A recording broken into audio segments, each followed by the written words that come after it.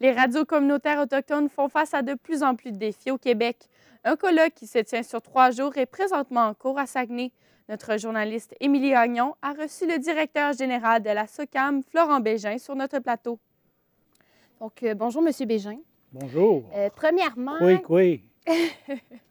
ça c'est l'Atikamekw. Bon, les deux. Koué, mais il y en a un qui c'est un W, l'autre c'est un U. Mais ça se prononce pareil. Donc, les gens Atikamekw et Inuit, c'est ça? Inuit. Inuit. Pas Inuit, Innu.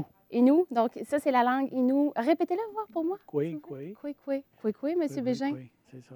Donc, on va y aller. Première question. Premièrement, qu'est-ce que ça représente pour vous, les radios autochtones communautaires? Bien, les radios autochtones communautaires, ça représente c'est pas juste un outil d'information, mais c'est un outil aussi démocratique. Parce que la radio diffuse, sa mission, c'est de diffuser de l'information, que ce soit au niveau du réseau de la SOCAM ou au niveau des stations locales.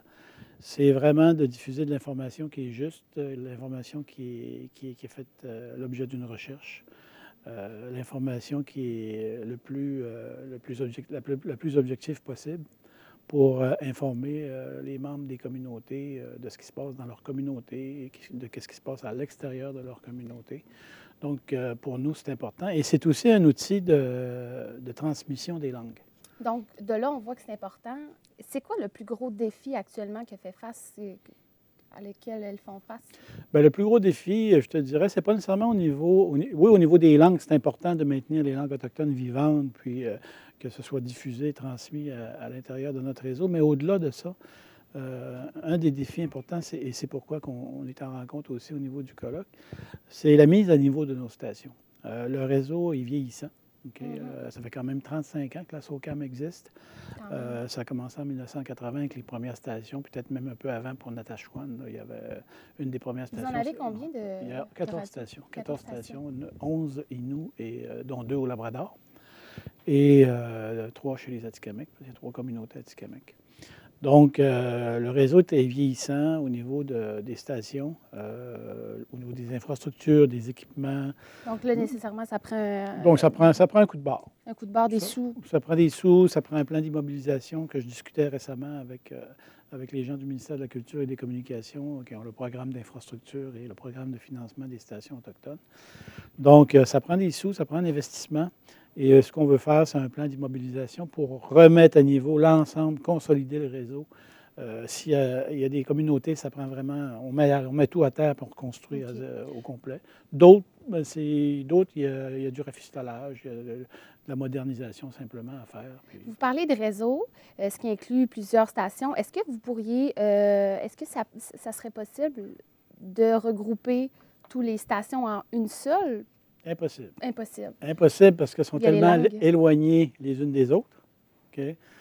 Écoute, ça va jusqu'à Shefferville, c'est pas à côté. C'est toute la Basse-Côte-Nord au complet jusqu'à Saint-Augustin, parce que nous, on appelle Pacoachipi, qui est la communauté autochtone qui est complètement au nord de la Basse-Côte. Natashquan, qui est au bout de la route 138. Ça fait un bon chemin. Ça fait un bon chemin. La Mauricie, d'ici aller à Obidjouan, par exemple, ça va te prendre 4 heures de route à se rendre là. Donc, la géographie ne permet pas, la géographie des communautés ne permet pas d'être dans un lieu commun.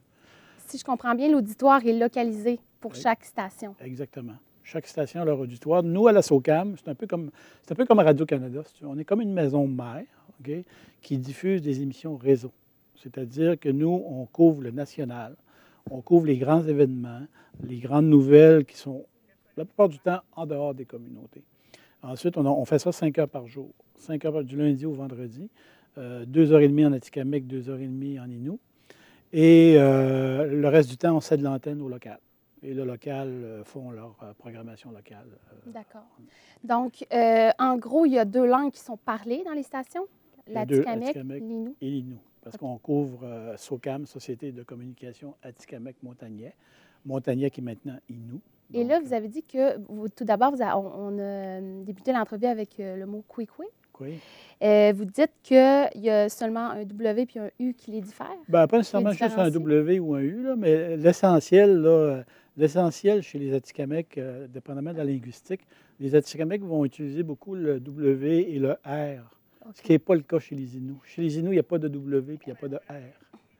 Mais la langue, les Atikamekw vont quand même tout de même comprendre l'Innu. Bien, il y a des similitudes. Il y a certaines similitudes, mais on arrive à s'entendre.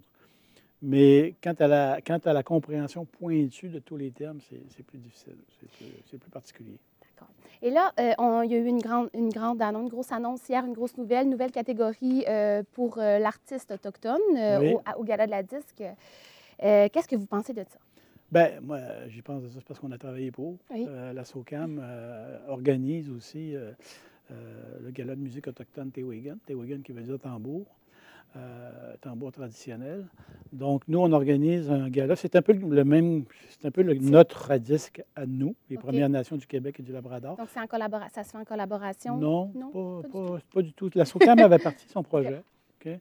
Parce que, comme on n'avait pas de lieu où reconnaître l'artiste autochtone, on n'était pas à la disque, on n'était pas nulle part. La SOCAM a décidé de monter ce projet-là, le Gala de musique autochtone, pour récompenser la créativité des artistes. Mais aussi, ce qu'il faut comprendre, c'est qu'avec Ashton, tu as certains artistes comme Samian qui ont percé dans le milieu culturel québécois, entre autres, et dans le milieu culturel international. L'idée, c'était de poursuivre cette lancée-là et de permettre aux artistes de s'exprimer dans leur langue, de chanter leur langue, etc. Pour garnir, nous, on a besoin de bibliothèques musicales, vous le savez, on fait de la radio. Donc on ne fait pas juste la nouvelle. On ne fait pas juste la nouvelle. Je vous remercie beaucoup, M. Bégin. Ça me fait plaisir, madame. Au revoir.